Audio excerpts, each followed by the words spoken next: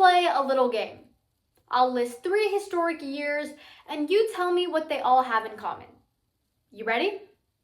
2024, 2025, 2026. Psst, you want a little hint? 2026 was just added to this list of historic years a mere 2 days ago. All right, I think I've given you guys enough time. The answer? These are years that India became world champions. That's right, the Indians men's under-19 team has lifted the World Cup once again and added to India's already long collection of World Cup after World Cup after World Cup. Oh, let's not jinx this with the ongoing T20 World Cup. Knock on wood, guys. Anyways, can you guys remember what years we won? Well, obviously every Indian fan remembers that, but what's special about these 4 years? In 2024, the men's T20 World Cup occurred and India lifted up the T20 World Cup after the first T20 World Cup edition. They lifted it in 2007 and once again in 2024. A much needed victory for all Indian cricket fans. 2025 was a good year for Indian cricket.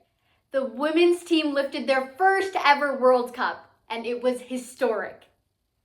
The Indian men's team also won the Champions Trophy, a new tournament that had been brought back, and shifted the final, which was supposed to be played in Pakistan, to Dubai or somewhere over there, I believe.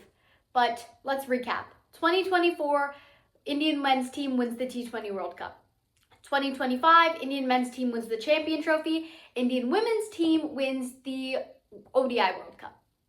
And in 2026, the Indian men's under-19 team lifted the World Cup, beating England in the final by not 5, not 10, not 15, 100 runs.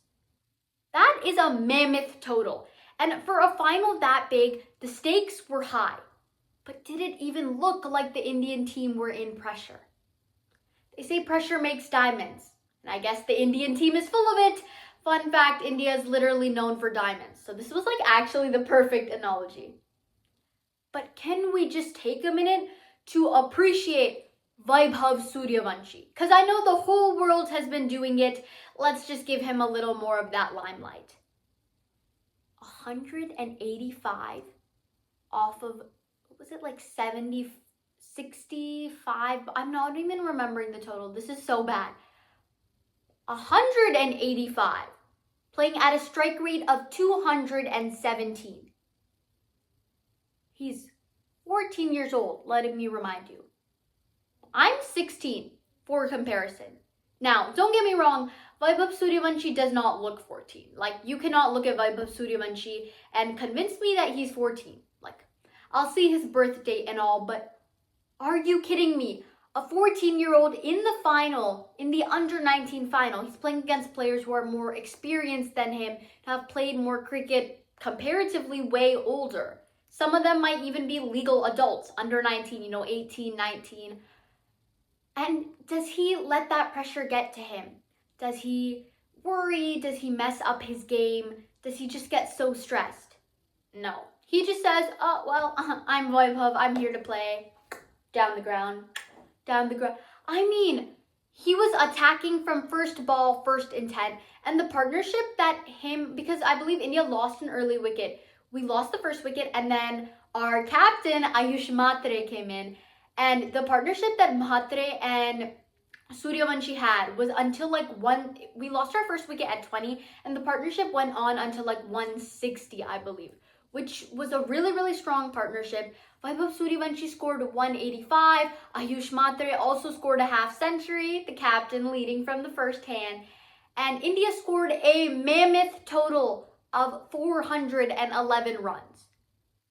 That is a pretty safe score to defend.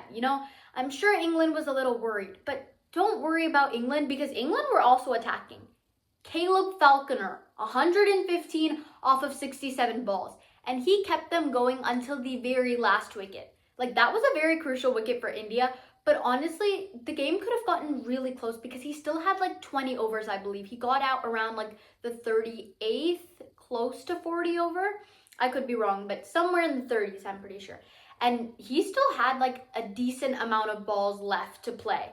And he could have, well, I guess it was still 100 balls, but the way he was playing, like 115 off of 67, it was very possible that he could have taken his team above and beyond. Then again, they were at their 9th wicket, but also so were India. Like, India ended the game 411 not out, 9 wickets down. And this is just with 9 wickets. Like, can you imagine if wickets hadn't fallen that much? Like, Vaibhav Suryavanshi probably would have smashed a triple century. This kid is 14 years old and he has so much talent and potential. You can also say part of it is because of experience, right? Because Vaibhav got picked for Rajasthan Royals, because Vaibhav got picked in the IPL to play for Rajasthan, the IPL is essentially like the stage for all these young players. Unknown overseas players, unknown Ranji, Duleep, Syed Mushtaq Ali players, players who want to get into the under-19 squad. You know, all these youngsters who are up and coming. IPL is their showground. We've seen so many players who we know and love and who are the basis of T20 cricket rise from IPL. Tilak Varma, Abhishek Sharma, even Jasprit Bumrah, Surya Kumar Yadav, these players started from IPL. They made people remember their names. They got that recognition in IPL, and since then, they've just been cruising, going up, up, up. And that's exactly the path that Suryavanshi seems to be on. But there's also a lot of growth and improvement in his game. In his first few games when he played for Rajasthan, I believe he played like 2 or 3 matches for Rajasthan last season. He was good and he had aggressive intent, but his goal was to attack off of the first ball, like just swing. And not that there's anything wrong with that. I mean, that is how T20 World Cricket is played. I don't even know why I'm criticizing that, because that's how Abhishek Sharma plays, and Abhishek Sharma is on the pathway to breaking all T20 records. Yuvraj Singh better watch out. Anyways, obviously in T20, the intent is to attack off of the first ball. And when you play that way, it's very good. But it seemed that Vaibhav Suryavanshi, when he first debuted, he was just kind of swinging on every ball. Like, maybe his technique was good, but for an opening batsman, there's a reason why opening batsmen are supposed to have really good technique, because the ball is new. The ball swings into the stumps. It's harder to bat as an opening batsman. Yes, you get more opportunities to score runs, but the ball is new. By the time 3 and 4 came out, the ball has been dusted a little bit and your spinners come into play, and that's when your spinner destroyers are typically listed in the squad, aka Tilak Varma, Surya Kumar Yadav, and the wonderful, wonderful Hardik Pandya. Can't forget about Shivam Dube. Wow, I'm just talking about how explosive India's batting lineup is, and then you think about the game today against USA. But it's okay, comebacks are happening. Make sure you check out that video, I'm posting that one too. Do like a little Miss Unofficial Opinion binge marathon, you know? But anyways, back to Suryavanshi. What a beast, what a player.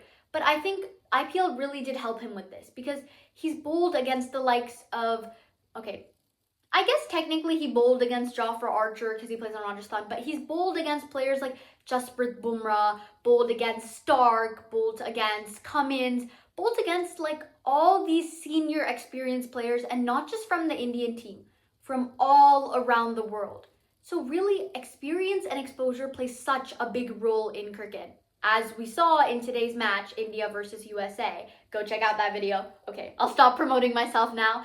But we've seen how experience plays a role. Experience helps you know what shots to play, helps you manage stress under pressure. If you've been in that situation before, it's more likely that you'll know how to get out of it and take the best out of it again, right? And because Vaibhav Suryavanshi has gotten this experience when he played for IPL, which essentially is the same stakes. Well, no, this was ODI. So the way he was batting was incredibly, like, he was attacking and the intent was there. It was very clearly there. I don't know why I've been saying T20, sorry. My mind's just like kind of frazzled today, but I pulled through for videos. Maybe I'm in shock at how good Suryavanshi was playing. But it's just phenomenal how his game is. And like Abhishek Sharma's game, Suryavanshi's game is also very high risk, but very high reward. And these rewards have been promising. In a post-match interview, Suryavanshi was talking with a reporter, and he was saying how he didn't sleep until 4:30 in the morning. He was so nervous, and he went out and he talked to VVS Lakshman, sir. Very, very special Lakshman, for those who know.